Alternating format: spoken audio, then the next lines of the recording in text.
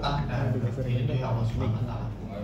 Baik, langsung saja pada pertemuan ini saya ingin menyampaikan beberapa hal terkait dengan update UGJ ya.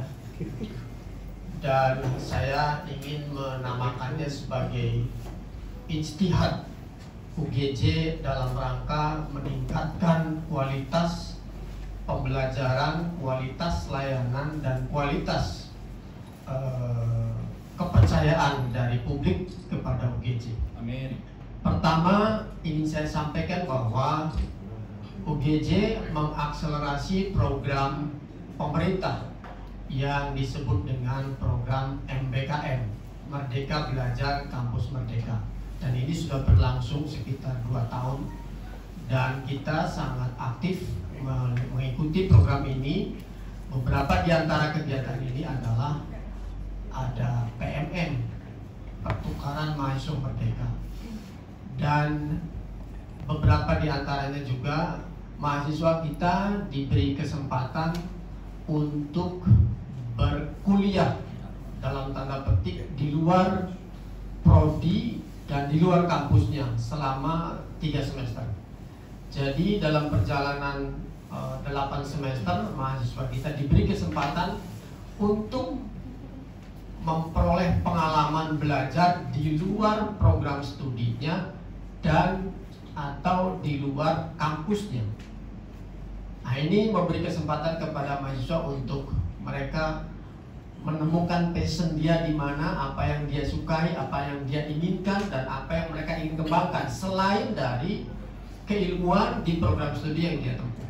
Jadi misalnya mahasiswa fakultas teknik, dia boleh mengambil kuliah di fakultas atau di program studi manajemen misalkan, dan itu akan direkognisi, akan diakui, akan dikonversi nanti jumlah SKS-nya menjadi dalam 1 semester. Dia juga bisa magang di tempat-tempat di mana tempat magang yang disertifikasi oleh Kemendikbud dan berbagai lembaga maupun di berbagai instansi swasta ya. Nah, itu beberapa soal MBKM. Jadi kita memberi kesempatan kepada mahasiswa kita untuk mengikuti kegiatan-kegiatan ini, dan ini amat luar biasa sekali manfaatnya bagi mahasiswa. Banyak MBKM ini kalau disebutkan satu persatu, di antaranya juga kita dosen-dosen kita beri kesempatan untuk memberikan pengalaman belajar di luar kampusnya ya, dan dosen dari luar kampus juga kita persilakan untuk bertukar dosen mengajar di kampus kita. Yang kedua, ini program yang baru kita luncurkan, program unggulan, alhamdulillah. Ini yang disebut dengan program RPL, Rekognisi Pembelajaran Lampau. Ini rujukannya adalah Peraturan Menteri Pendidikan, Kebudayaan, Riset dan Teknologi Republik Indonesia nomor 41 tahun 2021 tentang rekognisi pembelajaran lampau. Intinya, pemerintah memberikan kesempatan kepada khalayak, kepada publik untuk mendapatkan kesempatan memperoleh gelar sarjana atau magister ya, yang mungkin pada waktu-waktu lampau mereka belum berkesempatan atau terhenti dalam rangka menempuh pendidikan itu. Nah, maka dengan rekognisi pembelajaran lampau ini, pemerintah memberikan kesempatan, dan tidak semua perguruan tinggi diperkenankan menyelenggarakan program RPL ini, rekognisi pembelajaran lampau ini. Kami UGJ salah satu dari hanya beberapa perguruan tinggi yang diberi kepercayaan untuk menyelenggarakan program rekognisi pembelajaran lampau. Nah, ada 15 program studi yang menerima mahasiswa dari jalur RPL ini. 2 program studi di pasca sarjana dan 15 di 15 di sarjana dan 2 di pasca sarjana. sesungguhnya RPL ini? Jadi begini prakteknya. Setiap orang, termasuk juga teman-teman wartawan yang belum sarjana atau yang sudah sarjana pengen S2, itu untuk menempuh sarjana tidak harus 8 semester atau tidak harus 4 tahun. Ya. Tidak harus 4 tahun. Mengapa tidak harus 4 tahun? Karena masa kerja Anda itu akan diperhitungkan.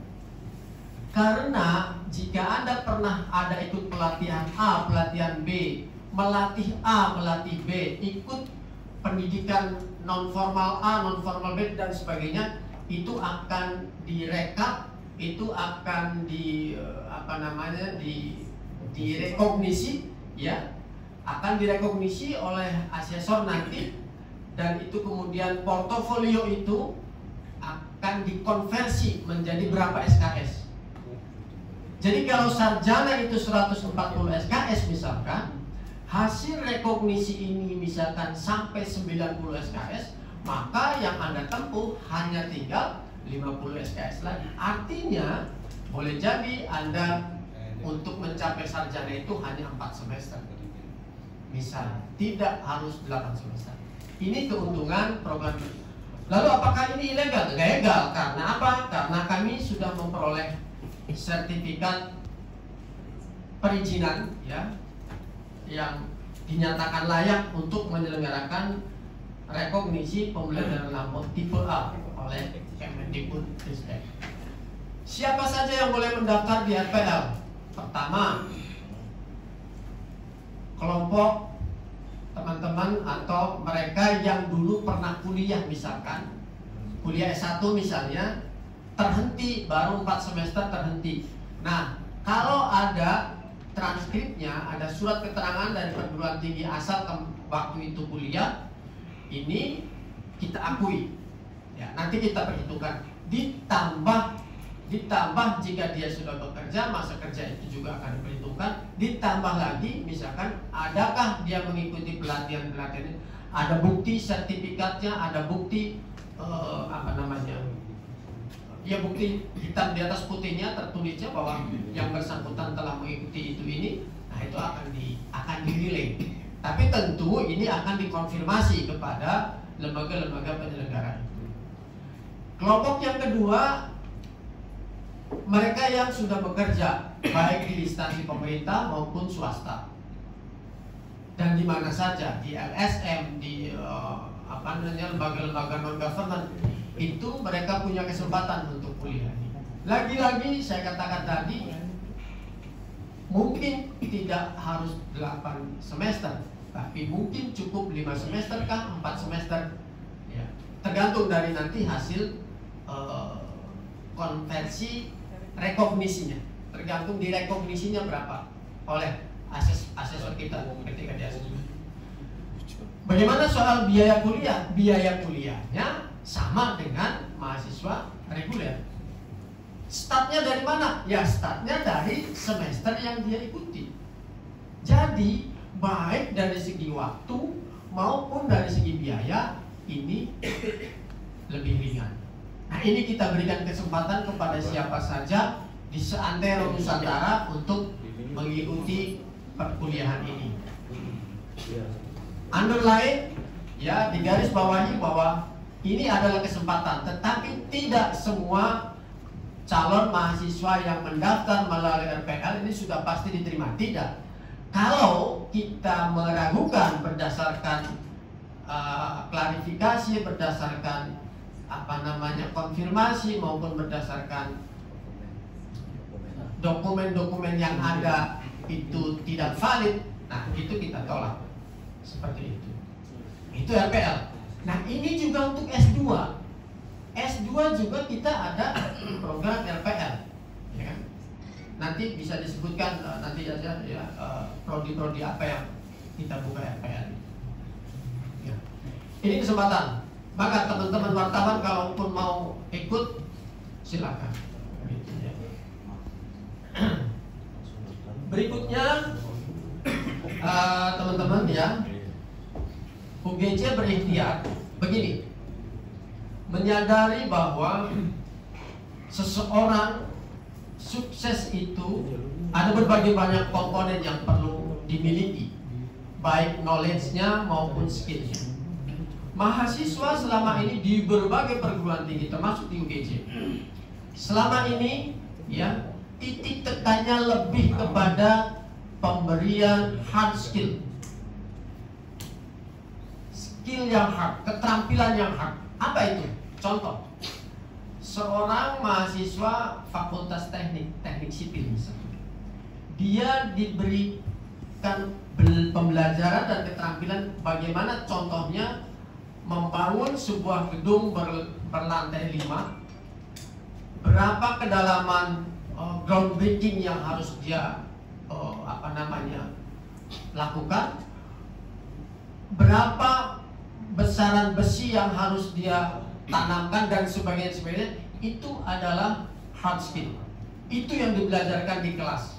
Dan mereka diyakini ketika lulus sarjana mereka punya kemampuan untuk mengerjakan pekerjaan sesuai dengan keilmuan yang dimiliki. Tetapi pada saat kemampuan itu sudah dimiliki, lalu ketika dia ingin sukses di luar sana, dia harus mampu membangun jejaring, ya toh? Harus mampu membangun komunikasi yang baik, harus mampu mempunyai etos kerja yang baik. Dia harus mampu juga mempunyai critical thinking, berpikir yang kritis, ya. Dia mampu mengambil keputusan, dia mampu memecahkan masalah pada situasi kritis. Nah, itu hal-hal itu sedikit sekali diberikan di kelas pembelajaran yang sifatnya hard skill. Karena semua itu adalah bukan hard skill tapi soft skill. Ya. Dan berdasarkan hasil penelitian dari berbagai peneliti menunjukkan bahwa soft skill ini, emotional quotient ini mendominasi dukungan bagi suksesnya hidup seseorang. Itu. Oleh karena itu, UGJ mempunyai ikhtiar. Kita berikhtiar untuk memberikan soft skill ini kepada mahasiswa melalui pembelajaran 3 SKS dalam arti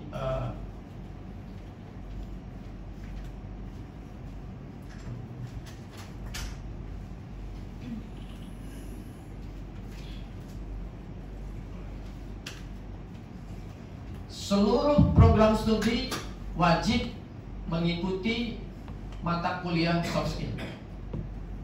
Tapi bukan lagi diberikan dalam bentuk konsep dan teori, tapi bagaimana membentuk karakter mereka, bagaimana melatih mereka untuk mampu berkomunikasi yang baik, bagaimana melatih mereka untuk mampu membangun jejaring, baik vertikal, horizontal maupun diagonalnya, mampu memiliki performa yang baik ketika menghadapi seseorang atau pihak-pihak tertentu, mampu meyakinkan orang bagaimana argumentasi yang diberikan, kemudian mampu memecahkan masalah, mampu mengambil keputusan dan sebagainya. Dan ini diberikan dalam bentuk praktik-praktik yang akan mereka lakukan dibimbing oleh dosen-dosen yang sudah kita latih. Begitu.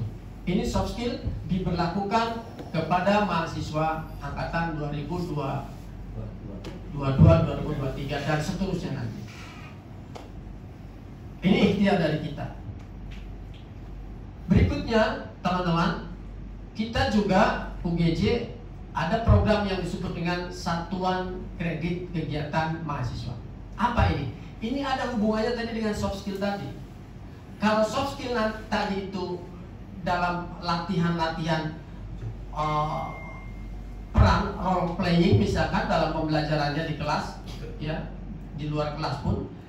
Tapi kalau SKKM ini sudah pada tataran praktik, bagaimana mahasiswa mengakumulasi kegiatan-kegiatan yang dia lakukan. Setiap kegiatan punya poin. Ini di luar kelas, ya, bentuknya ekstra kurikuler dan kokurikuler. Ini di luar kelas. Artinya mahasiswa harus mengumpulkan sampai dengan 100 poin sampai dengan dia menjelang lulus sarjana.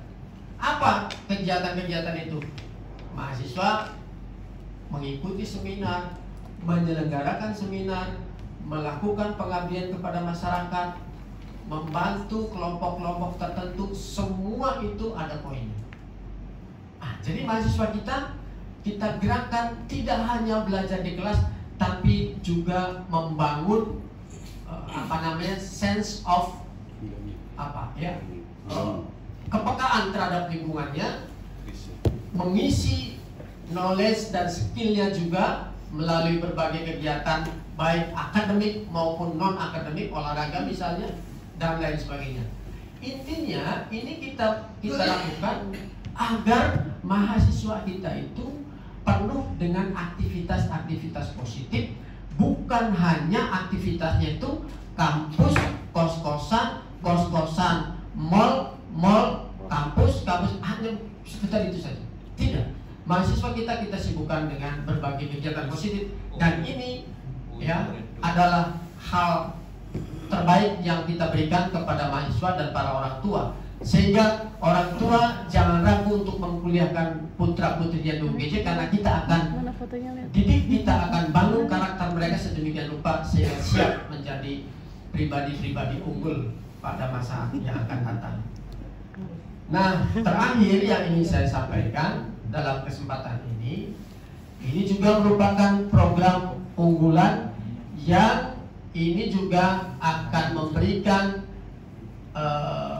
nilai positif bagi mahasiswa kita, yaitu apa? Per 2023-2024 ini ya, kita tidak lagi mewajibkan mahasiswa kita untuk tugas akhirnya dalam bentuk skripsi, dan pasca sarjana tidak lagi dalam bentuk tesis. Lalu apa? Mahasiswa tugas akhir tetap ada, tugas akhirnya tetap ada, tetapi tidak dalam bentuk skripsi, tapi melainkan apa? Melainkan publikasi karya ilmiah di jurnal-jurnal, baik jurnal nasional maupun jurnal internasional.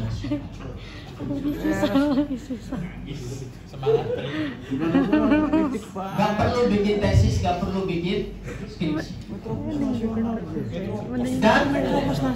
Dan itu ya, dalam penyusunan atau pembuatan jurnal itu dia berkolaborasi dengan dosen. Jadi istilahnya nanti bukan lagi pembimbing. Kalau di skripsi kan pembimbing, tapi di sini nanti kolaborasi antara dosen dan mahasiswa. Dan ketika ini saya sampaikan kepada para mahasiswa tes ombak, gimana tes, mereka antusias. Karena bikin skripsi itu menurut mereka berdarah-darah juga gitu. Ya. Terutama kalau ketemu dosennya killer katanya gitu.